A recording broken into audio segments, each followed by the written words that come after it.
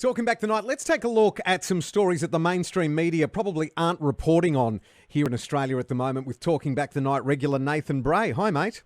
G'day, Christian. Hello, everybody. There's a lot of stuff around at the moment about guns, and obviously the Charelston shooting last week was a tragedy.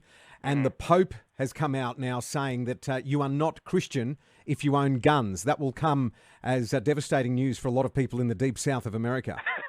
Absolutely, including the KKK, I'm sure. Yeah. But basically, Pope Francis issued his toughest condemnation to date, as we know, about the weapons industry, actually coming out and saying, if you trust only men, you have lost, which is kind of interesting. And he told that to the young people in basically a long sort of rambling talk about war and trust and politics, etc., and putting everything aside.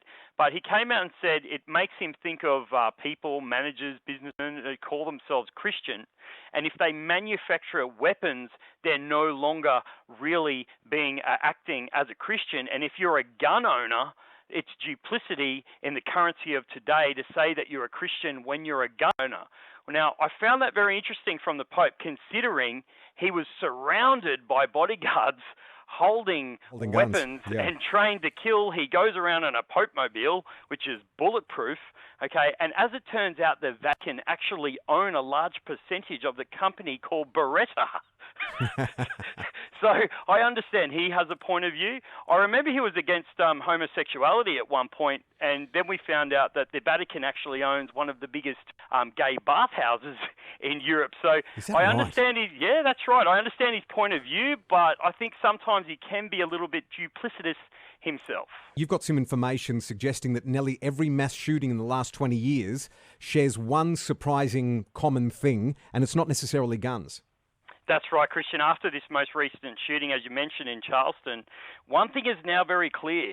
Society needs to be afraid of skinny white men with zany haircuts. Yeah. I mean, if you think about the Batman shooter and you think about the school shooter, Adam Lanza, I mean, he was very skinny and white with a bit zany haircut going on in Newtown, Connecticut. The Columbine shooters, you had Martin Bryan, of course, here in Australia, Anders Breivik. All these big-time sort of mass shooters all have something in common, and I don't believe it's just because they're skinny white guys with zany haircuts. It turns out that nearly every mass shooting incident in the last 20 years and multiple other incidents, so this is a study that's been done of suicides, isolated shootings, etc. They all have something in common, and the overwhelming evidence points to the fact that all the perpetrators were either actively taking powerful psychotropic drugs or had been at some point in the immediate past before they committed the crimes. So multiple credible scientific studies are going back now more than a decade, as well as internal documents from certain pharmaceutical companies that were suppressed, the information. But it turns out the thing they all have in common is these things called SSRIs, or selective serotonin reuptake inhibitors. Now, they have all known but unreported side effects, including, but not limited to, as the report states, suicide and other violent behaviour. And the urge to shoot people. It's something I think if we're going to actually solve the issue, we're going to have to sit down and find out really the commonality that's going on here, rather than sort of pointing to a government agenda like terrorism or the fact that there's a lone wolf and they're crazy. I think we have to look at the triggers that actually turn someone from just being angry, looking for an outlet, and of course being approached by somebody who gives them an opportunity, be it, the FBI at a mosque, or be it, a church where they're saying, black people are terrible and you get involved in a cult. But the real trigger seems to be the pharmaceutical drugs or psychotropic drugs that these people are on. And I think that's something we should really have a look at. So you're saying that all of these cases, the well-documented cases over the last 20 years, including Storm, Roof, Lanza, Breivik, all of these young men had a common intake of prescribed pharmaceuticals? Psychotropic pharmaceutical. For example, let's have a look at Eric Harris, 17. He was on a thing called Zoloft, then Luvox, and Dylan Klebold, age 18, he was also on the same psychotropic drugs, and they were the Columbine school shooters in Littleton, Colorado. Right.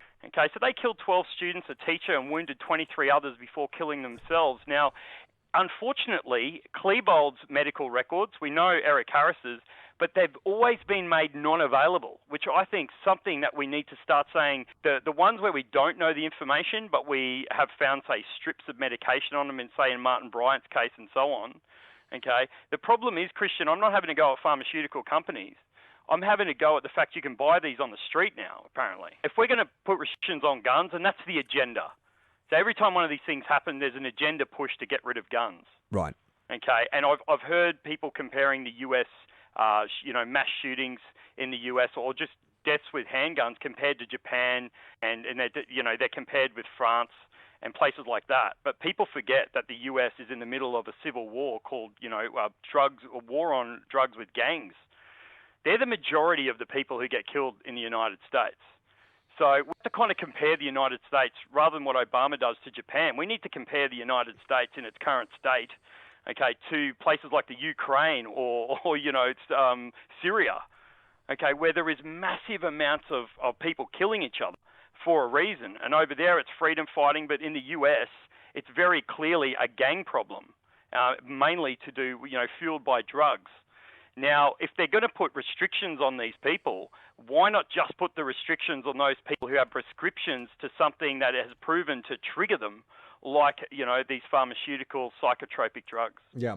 And Nathan, the reports also surfacing over the last couple of days that after the Charelston shootings, the Shelby, North Carolina police may have taken Dylan Storm Roof for a meal just after he was arrested. That's right. So, he might have been hungry, in all fairness, Nathan. He was. The police took the Charleston terrorist out for Burger King after arresting him because he wanted it his way, right? So the problem here, Christian, is, if you're a black person with your hands in the air asking for police help unarmed, like there was yesterday, you'll get whacked or bashed. Shot in the head. But if you're a twerpy white guy with blonde hair, you'll get Burger King.